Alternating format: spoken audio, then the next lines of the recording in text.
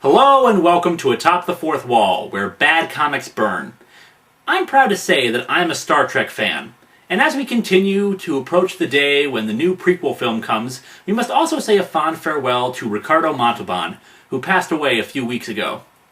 And Star Trek fans like me will always remember him in one particular role. I'll chase him round the moons of Nibia and round the Antares maelstrom and round perdition's flames before I give him up. Star Trek II was a godsend after the dull special effects fest that was Star Trek the Motion Picture. The story is Shakespearean in its writing, dealing with themes of age, loss, revenge, and sacrifice. Although, a lot of people also tend to remember one particular thing about it. Yeah, that's the one. But what people also forget is what inspired Kirk to utter his immortal scream. I've done far worse than kill you. I've hurt you. And I wish to go on hurting you. I shall leave you as you left me, as you left her, marooned for all eternity in the center of a dead planet. Buried alive. Buried alive. Damn. In any case, Star Trek isn't a stranger to comics, having runs with almost every major publisher, as well as several independents. So why this one? Well, we'll find out soon enough, so let's dig into Star Trek #1. Before we get to the cover itself, what we see here is one of the essential flaws of the comic. It came out in February of 1984. That's almost 2 years after Star Trek II came out, so while it was still of course a popular film, the audience had already moved on by this point in anticipating other things. Like what, you ask? Oh, I don't know. How about Star Trek III? Yeah, this comic came out a mere 4 months before Star Trek III came out. And this comic follows up on events from Wrath of Khan, but Star Trek III clearly takes place right after Star Trek II, making all the events featured here completely, utterly not canon. And that's fine. Gene Roddenberry, Star Trek's creator, went on record long ago saying that the only real continuity of the series was the live-action shows and movies. But what incentive does a reader have in investing in a comic that in a few short months is going to be something that didn't really happen? Now let's get on to the cover itself. It's busy, and annoyingly so. Having the main cast on the cover in their bridge positions is neat, but of course they're smushed together to fit everyone within the dimensions of the page. And then we have these random blue lines shooting out of Kirk's head. Who knew Shatner's toupee could shoot death rays? Actually, taking a closer look, it looks like it's supposed to be the Enterprise's deflector dish. Although why it's shooting out death rays is anyone's guess. Plus it's hard to tell under all that it even is the Enterprise. We open to Kirk's standard narration for the opening of the series.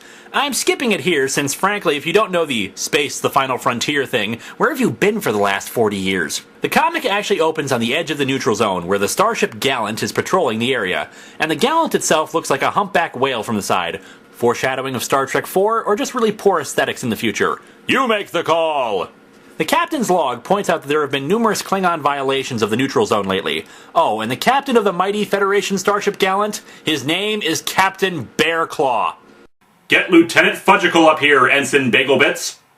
A crew member reports seeing an energy wave, but before they can learn any more, the ship is instantly attacked by Klingons. And right here we see why it's kind of hard to pull off Star Trek in comic form. Supposedly, the Klingons are shooting full phasers here, but the artwork suggests that the Gallant is radiating off energy.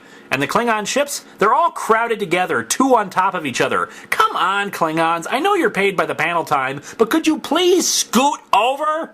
Of course, they destroy the Gallant, but the ship manages to shoot off their log buoy before they get blasted. On the bridge of one of the Klingon ships, the crew celebrates. Well, most of them anyway. One lone Klingon, however, is horrified by the fact that they just blew up, their enemy. Gods, those poor souls! Oh, come on! You're a Klingon! You're a freaking warrior culture! At least say, that was no honorable way to die, or some crap like that. I mean, what would you... Hey, I thought I turned you off! Okay, in fairness, it wasn't until a few years later on The Next Generation when the Klingons were developed as a warrior society all about honor and loyalty in battle. But seriously, who is this wussy? For crying out loud, if you didn't expect to kill people, maybe you shouldn't have taken a job on a warship. Okay, we switch over to the Enterprise. Kirk's log said that they've returned to Earth, but I guess they were using old stock footage of the ship because even with stylization, that doesn't look anything like Earth. Captain's log, stardate 8145.3. Dr. Carol Marcus and Dr. David Marcus, my son, have returned to the Regular One base to continue their work.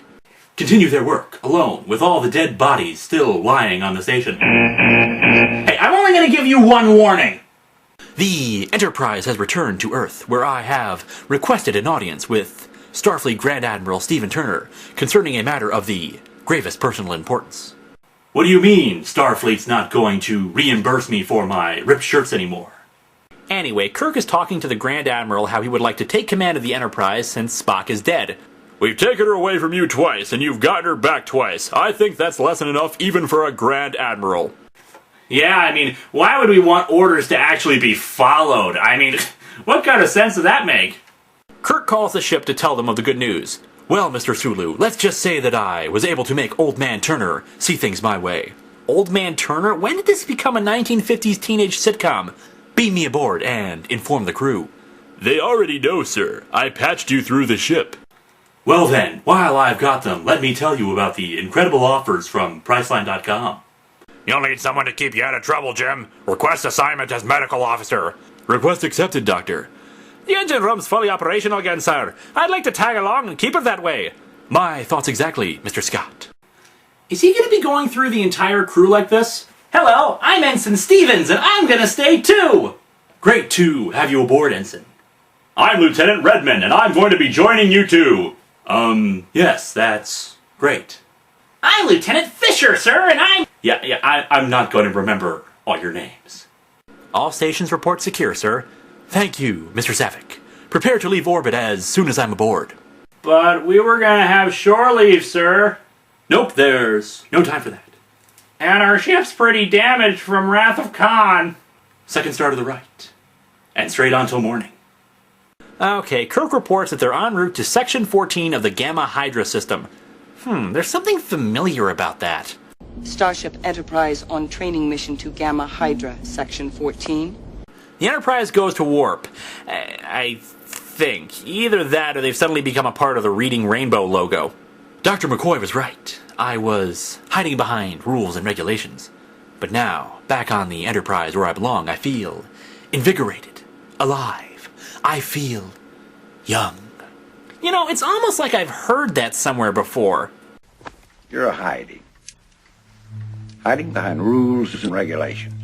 I feel young. In his quarters, Kirk is reading from A Tale of Two Cities when Savick tells him that they're approaching the neutral zone. Kirk makes a thrilling speech to his crew members. For some reason. This is the captain. Many of the current Enterprise crew have served under me before. And many times we've been through death and life together. Geez, there's that nagging feeling again that I've heard that somewhere before. Someplace better than this, maybe? Yes, we've been through death and life together. More life than death, thank heaven. Yeah, I love how McCoy says that with the no doubt dead red shirt behind him. But it is not those old hands that this message is directed, but rather to the newer crewmen. I was once in your position. Not knowing which airline service to use. I know the doubts and fears you must now feel. But the Enterprise crew has never let me down, and I am confident you never will. Oh, except for that one time where you all got high on spores and left me alone on the ship. Thanks for that, by the way. A crew member named Bryce leaves the mess hall to start her shift, but it turns out Captain Bearclaw's son now serves on the Enterprise. Apparently Bryce's father also was aboard the Gallant. And he'd still be alive if your father had done his job! Ensign Bearclaw proceeds to slap her!